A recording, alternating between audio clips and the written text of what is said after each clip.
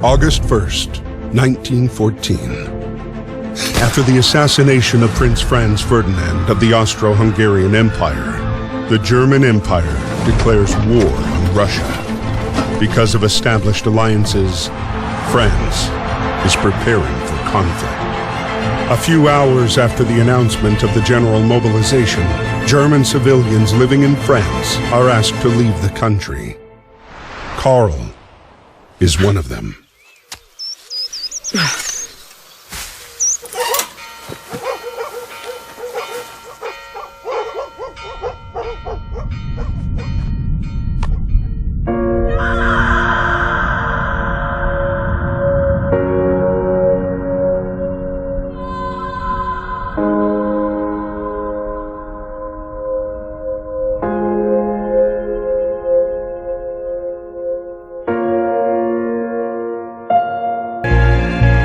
A few days after Karl was deported, the war was hungry for more and took away Emile as well.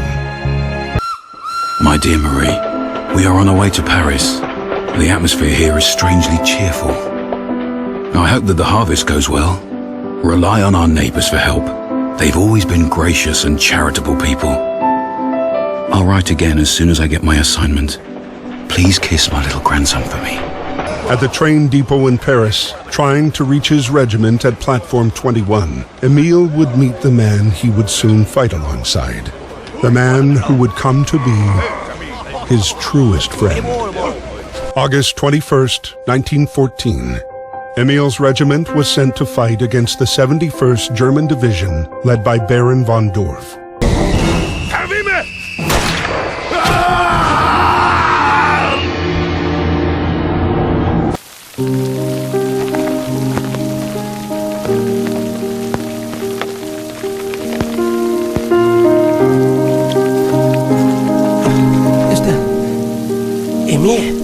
Miss Marie Chillon. Private Emile Chillon from the 150th Infantry Regiment was wounded by enemy fire on August 21st. He has been captured by the enemy. Hopefully, you shall receive news from him soon.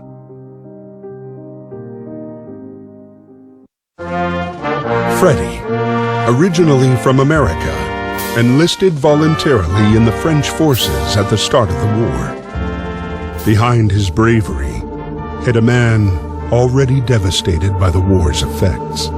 A man with one sole obsession: punish those who had destroyed his life. Karl's regiment retreated to the outskirts of Neuve-Chapelle, the same camp where Emile was being held prisoner.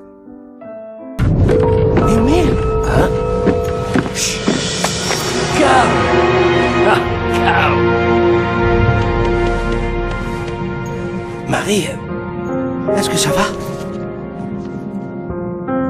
Dearest Papa, we live in a climate of uncertainty.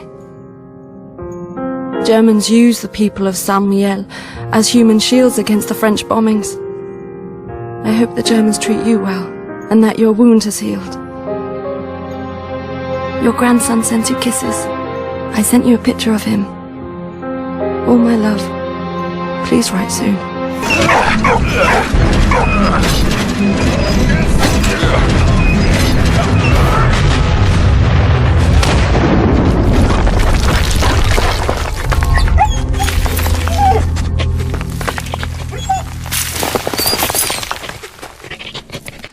Her name was Anna, a Belgian student living in Paris.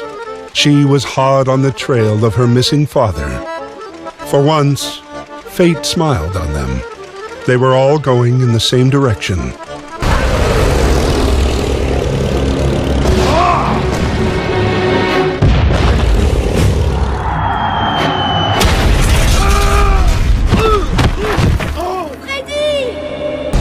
Baron von Dorf had escaped again, but Emile had still managed to find medicine for Freddie. Thank you, my friend. They were quickly back on the road again. Their journey would take them to Reims, where they would at last pick up the trail of the elusive Baron and his Zeppelin. Anna was training to be a veterinarian when the war broke out. The Germans were only 20 miles from Paris when she received a letter from her father.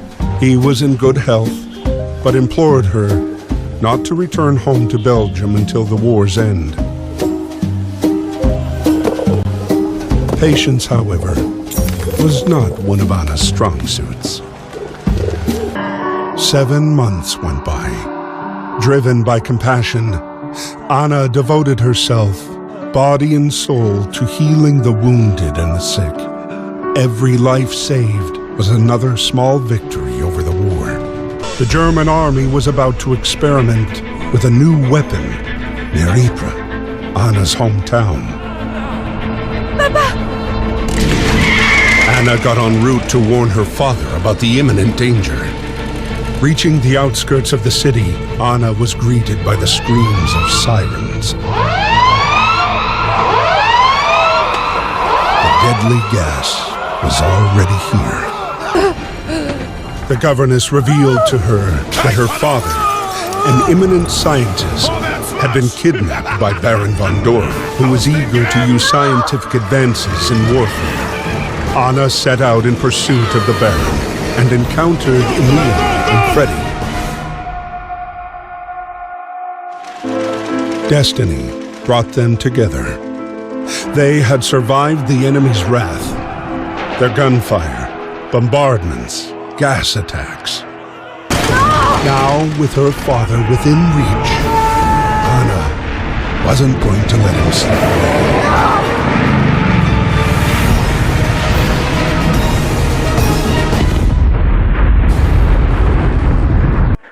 Victory had a bittersweet taste for Anna.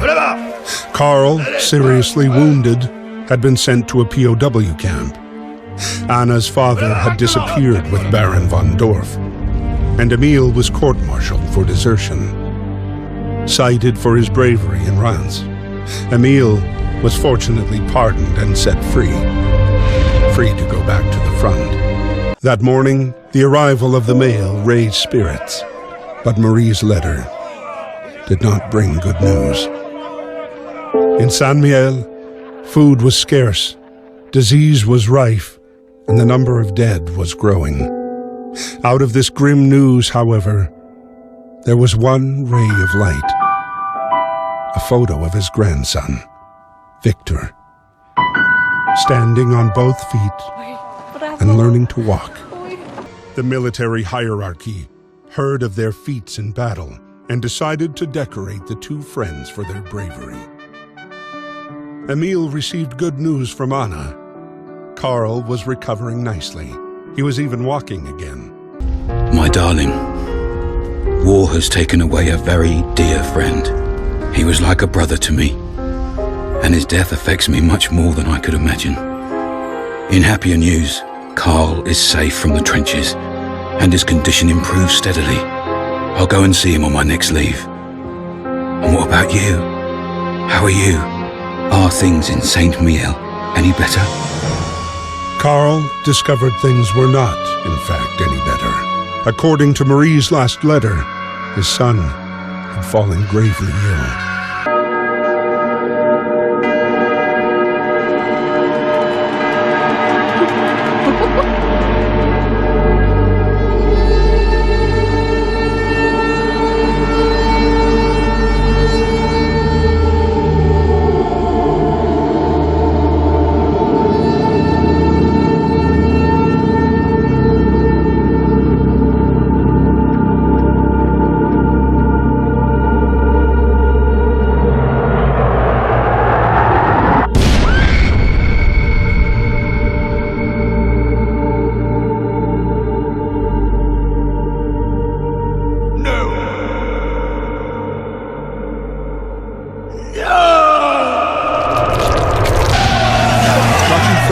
Was given a hero's welcome by the French forces.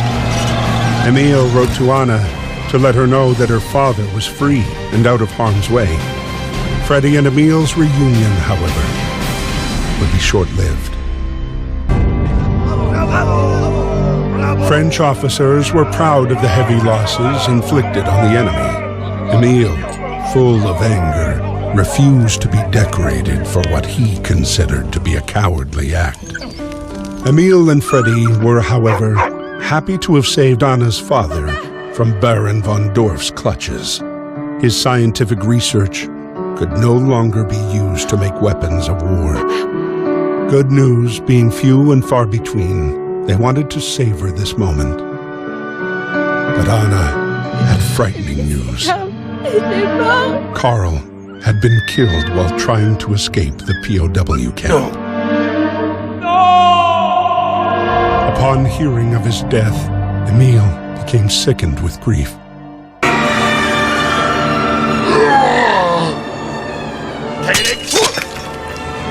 After too many missteps and too many battles lost, Baron von Dorf was demoted and moved far from the front lines. For him, a fate worse than death.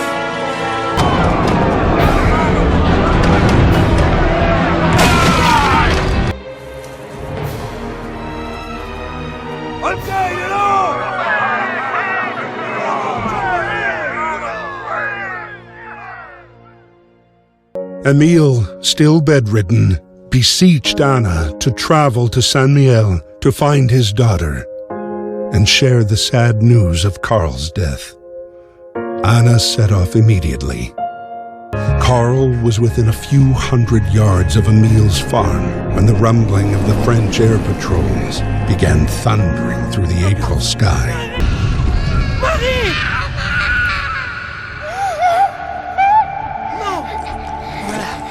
Respire.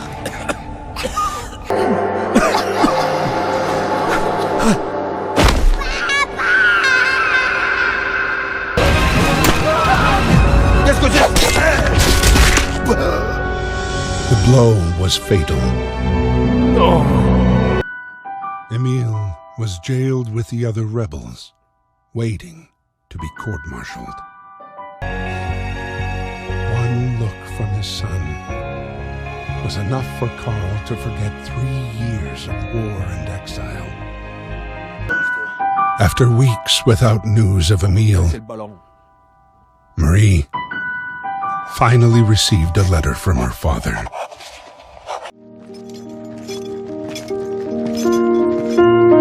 Dearest Marie, as the war ends for me, I have no regrets. I've seen too much horror. I hope fate has been more merciful to you. Our time on Earth is brief, and mine has been filled with so much joy that I can only be thankful for how much I've been blessed, most especially for the wonder you brought into my life. This letter is my last. I've been found guilty by a military court for the death of an officer.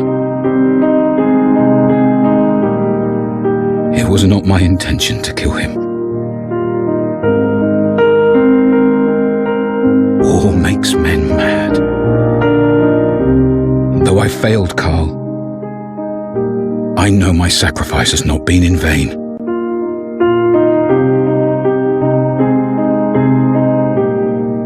I fought for my country and my liberty. My honor is assured. Since it is the will of God to separate us on earth, I hope we'll meet again in heaven.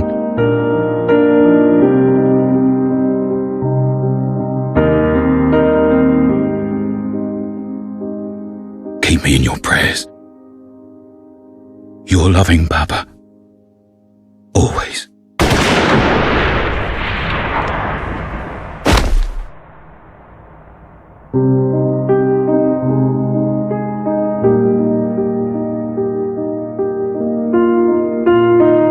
Even though their bodies have long since returned to dust, their sacrifice still lives on. We must strive to cherish their memory and never forget.